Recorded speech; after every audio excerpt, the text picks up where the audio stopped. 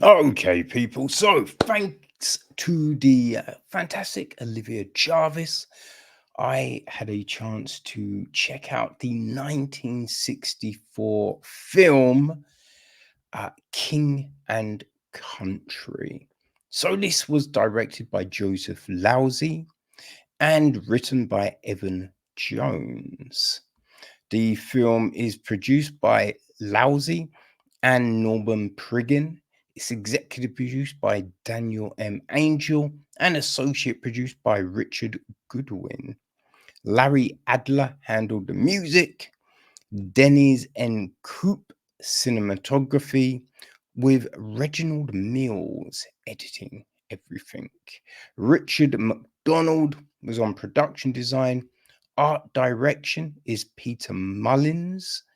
Um, the makeup is Bob Lawrence. And our cast. Well, Captain Hargreaves is played by Dirk Bogarde. And Private Arthur James Hamp is played by Tom Courtenay. Captain O'Sullivan is played by Leo McKern. Lieutenant Webb is played by Barry Foster. The Colonel is played by Peter Copley. Captain Midgley is played by James Villas. Private Sparrow is played by Jeremy Spencer. Lieutenant Prescott is played by Barry Justice. Corporal of Guard is played by Keith Buckley. Private Sykes is played by James Hunter. Corporal Hamilton is played by Jonah Seymour. Sergeant Major is played by Larry Taylor. Private Wilson, David Cook. Captain of the Court Martials, played by Derek Partridge. And Lieutenant of the Court Martials, played by Brian Tipping. Now, this is based on a play called Hamp, which was from John Wilson, and that was based on a 1955 novel of the same name by James Lansdale Hodson. So the gist of the story is this: during World War One, a young soldier, Hamp, deserts his post, attempting to escape the relentless guns and mud and walk home. Captain Hargreaves, an aristocratic British Army lawyer, must defend Hamp before the Army Tribunal, for whom the crime of desertion carries the threat of execution. Initially, Hargreaves approaches Hamp's case with decision. However, upon learning that Hamp volunteered for duty on a dare, that he is the sole survivor of his unit, and that his wife has been unfaithful in his absence, his efforts on Hamp's behalf become more impassioned and earnest. In the face of cold army bureaucracy, Hargreaves' arguments fall on deaf ears as Hamp becomes a victim of morale boosting on the eve of the troops' deployment into an impending bloody battle. So, yeah, this is we're watching this because Studio Canal, I have remastered this film for 4K restitution.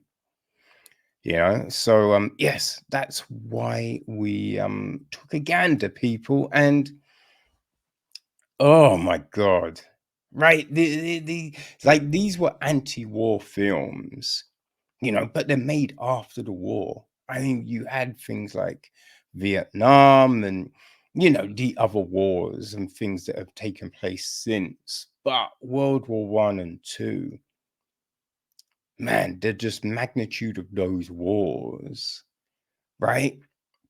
We'd gone, but I think everyone was looking at them and wondering what went on. Right, so a lot of films were made just to show the horrendous conditions that people went through, right? And as you see from this film, right? The notion of mental health was the only form of mental health was if you were just crazy, right? You lost your mind, right? That you should be placed into a mental asylum. That's mental health back in the day.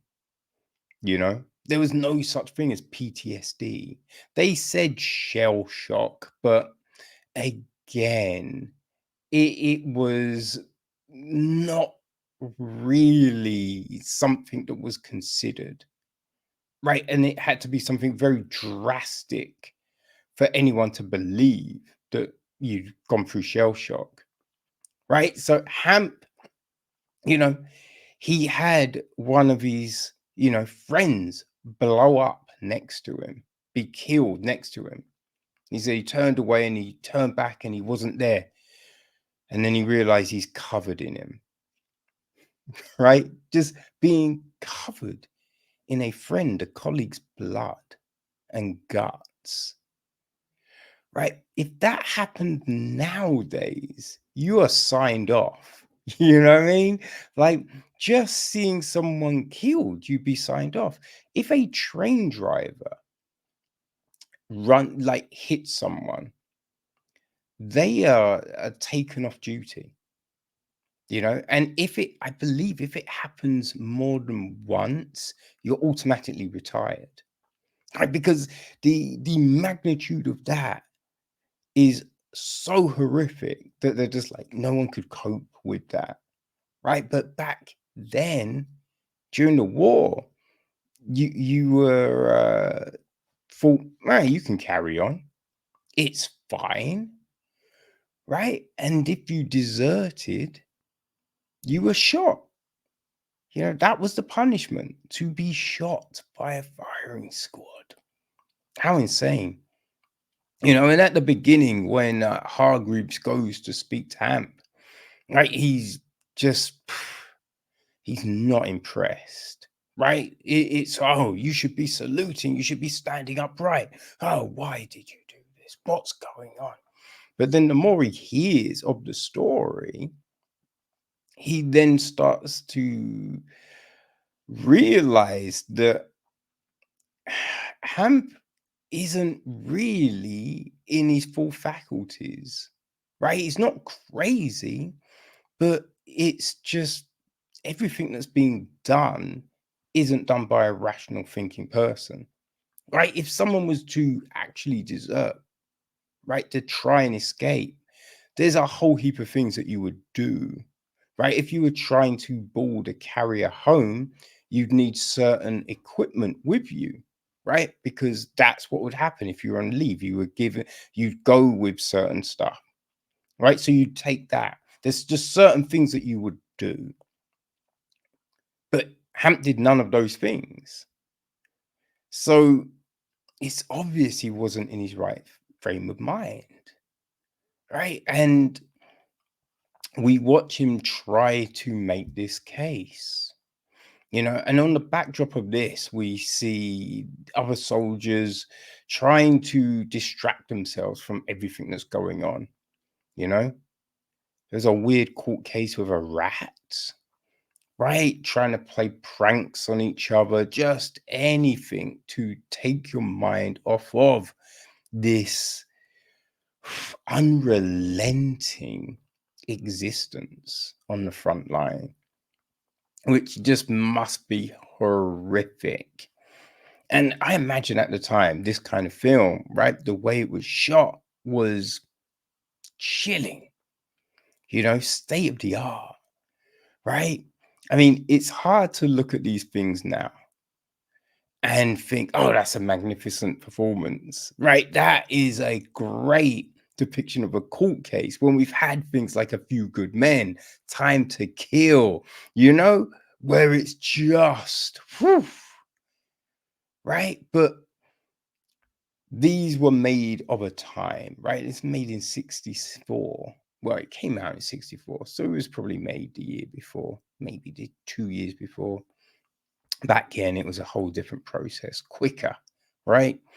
But they didn't have the same technology, the same, cameras and lenses. Like the thought of cinematography was different, the editing was different.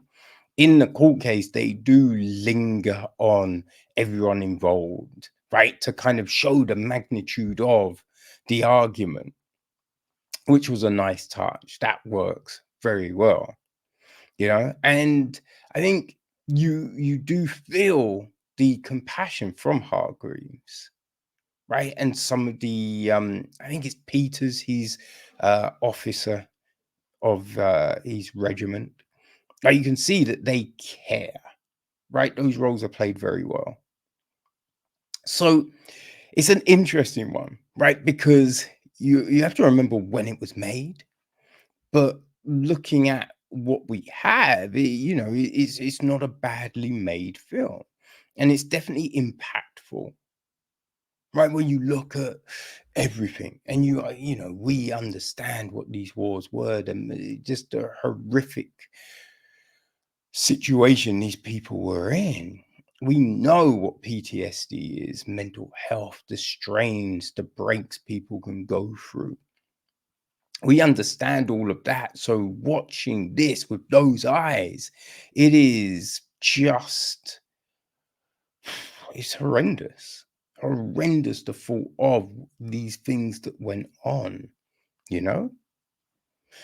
So, yes, if you are a fan of, these depictions of the war, then I feel The King and Country will be a film that you will want to see. And thanks to Studio Canal, you now get a 4K remastering, you know?